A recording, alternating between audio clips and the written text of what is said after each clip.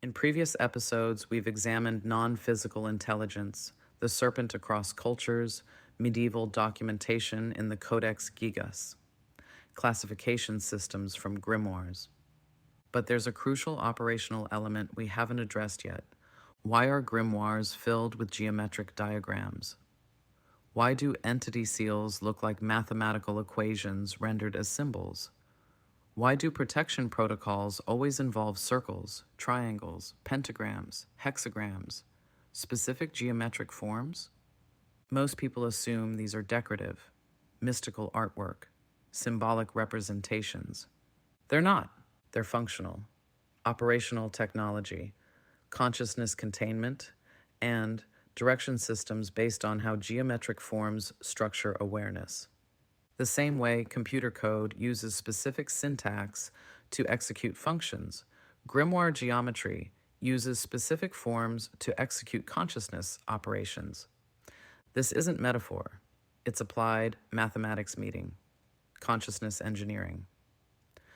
Medieval practitioners discovered empirically, through centuries of trial and error, that certain geometric forms create specific effects on consciousness. Both the practitioner's consciousness and any non-physical intelligence being engaged. Modern research in visual perception, neuroscience, and phenomenology is starting to understand why this works. But the medieval consciousness workers figured it out operationally 1,000 years ago. Today we're examining why geometry matters, how shapes contain consciousness, and what grimoire seals actually do. I'm Amy Rossi. This is the Void Experiment. Let's decode the mathematics of entity management. Part 1. The circle, primary containment. Start with the most fundamental form in grimoire practice, the circle. Every major grimoire, the Key of Solomon, the Lesser Key, the Sworn Book, Heptameron, begins protection protocols with circle construction, not suggestion. Requirement. You stand inside a circle. The entity appears outside the circle, or you place the entity's seal inside a binding circle to contain it. Why? The circle has unique mathematical properties. No beginning, no end, self-contained, boundary without break. In topology, the mathematics of dimensional space, the circle is the simplest closed curve. It divides space into inside and outside with perfect continuity. When you draw a circle in consciousness work, you're not creating symbolic protection. You're establishing a topological boundary in perceptual space. Your consciousness inside, unknown territory outside. Here's what medieval practitioners observed empirically. When operating inside a properly constructed circle, physical chalk line, visualized boundary, or geometric diagram, consciousness feels more contained, focused, protected, less vulnerable to intrusion or fragmentation. When engaging non-physical intelligence without circle containment, consciousness feels more permeable, vulnerable, susceptible to influence or invasion. Why does this work? Modern neuroscience offers clues. Visual perception of enclosed space activates different neural patterns than open space. Boundary perception engages spatial processing networks. The act of defining inside versus outside activates executive control networks, the parts of your brain that maintain boundaries and resist external influence. Drawing a circle literally changes your brain state. It shifts you from exploratory/receptive mode to boundaried/contained mode. This isn't placebo. It's applied neuropsychology, discovered empirically before neuroscience existed. Medieval grimoires specify the circle must be unbroken, no gaps, no imperfections. If the line breaks, redraw it, because the topology breaks, the containment fails, the boundary becomes permeable.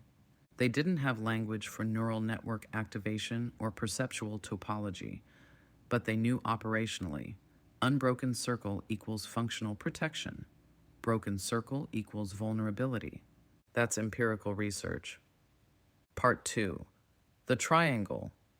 Manifestation structure. The second fundamental form, the triangle.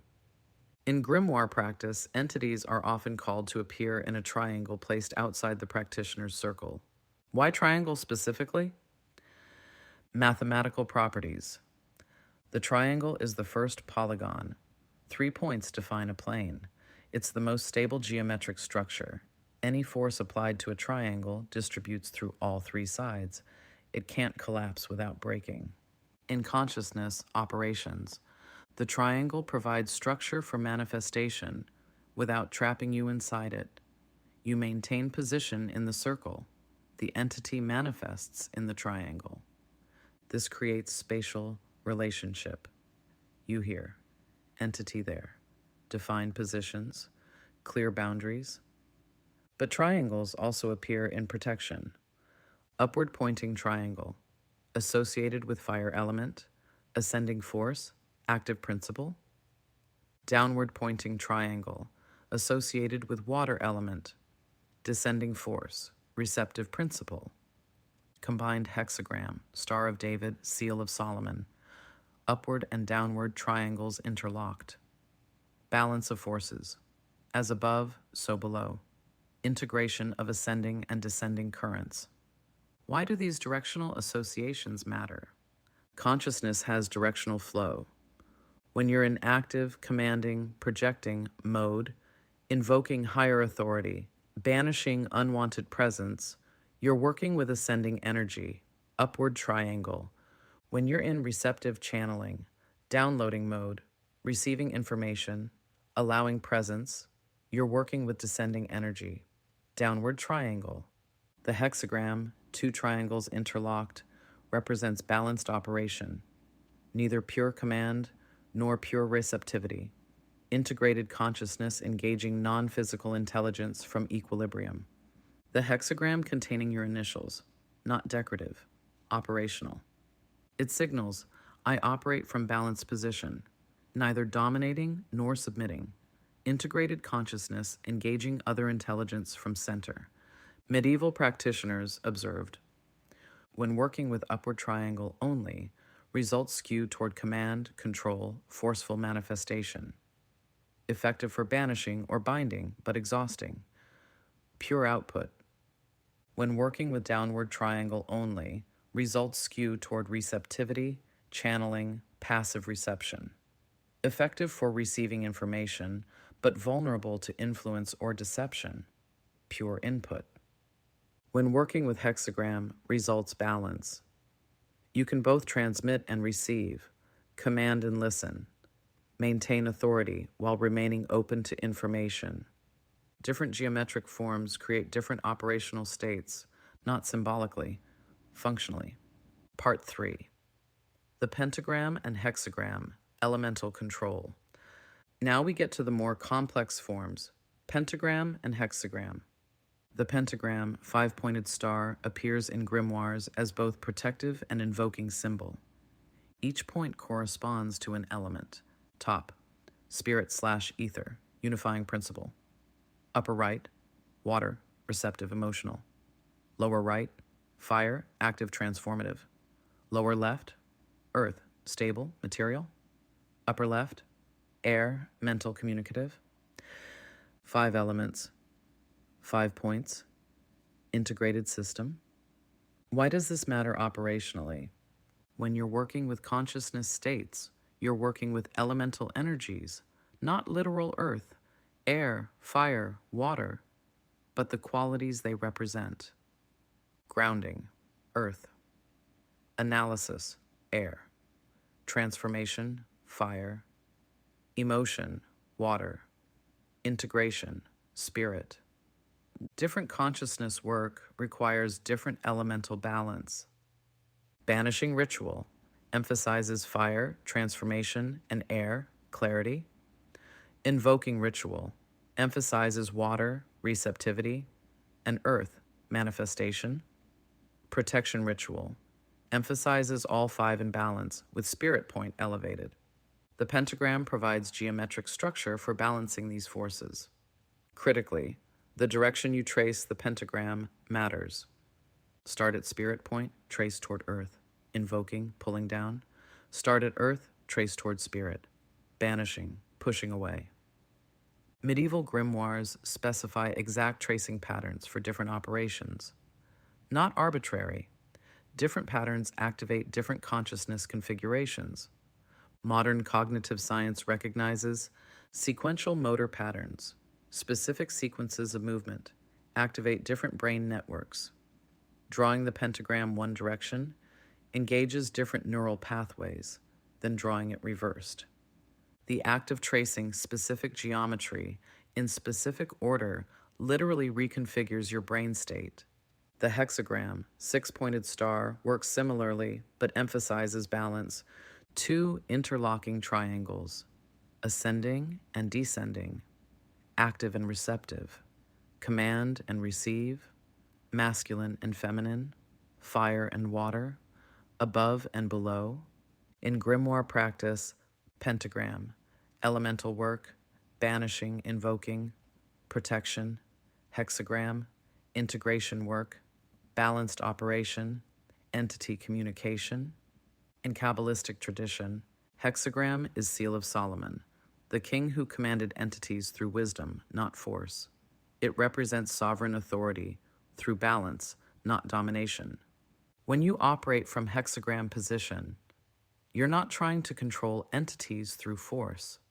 You're engaging them from integrated consciousness that commands respect through coherence. This is sophisticated consciousness, engineering disguised as mystical symbols. Part 4. Entity seals, frequency signatures. Now we get to the strangest part, individual entity seals. Open the Lemmigaton. Each of the 72 entities has a unique seal, complex geometric patterns, lines, curves, crosses, circles, angles, seemingly random combinations. These aren't artwork.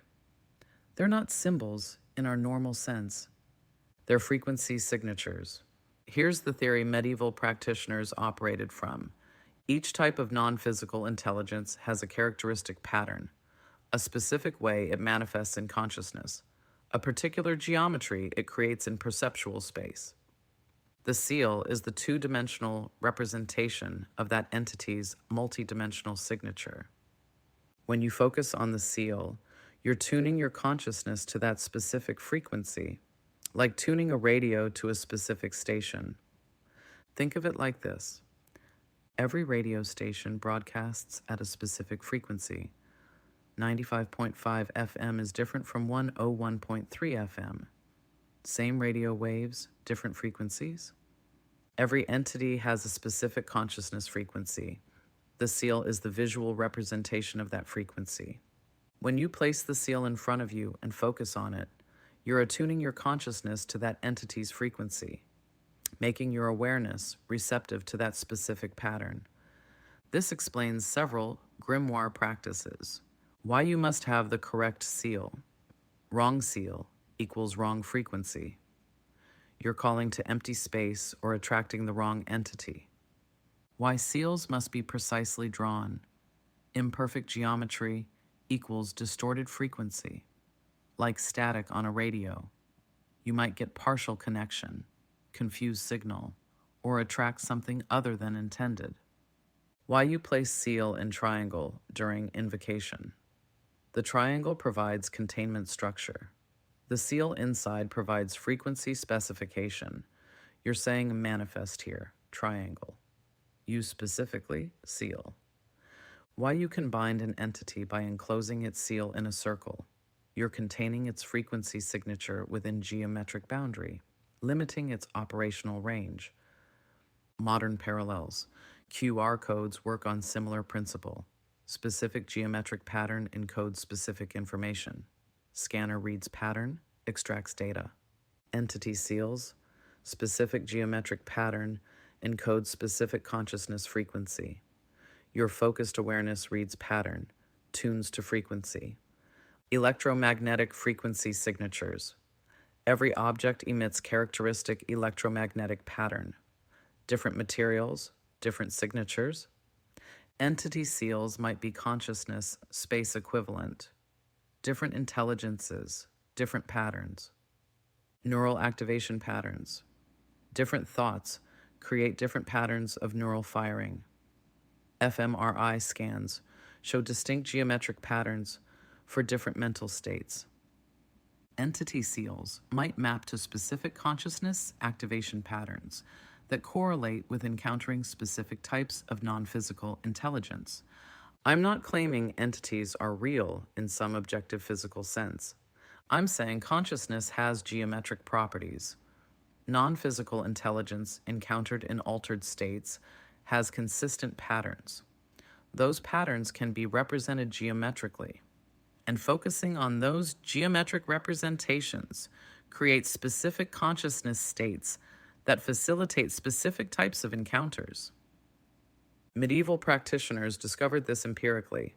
Modern consciousness research is beginning to understand why it works. Part 5. Practical application. 1800 to 2100. Visual. Return to your face. Practical examples. So what does this mean for actual practice? If you're working with consciousness exploration, meditation, psychedelics, lucid dreaming, threshold states, geometric forms provide operational tools. Basic protection protocol using geometry. Step 1. Establish circle. Visualize or physically draw a circle around your meditation space, bed, or wherever you're doing consciousness work.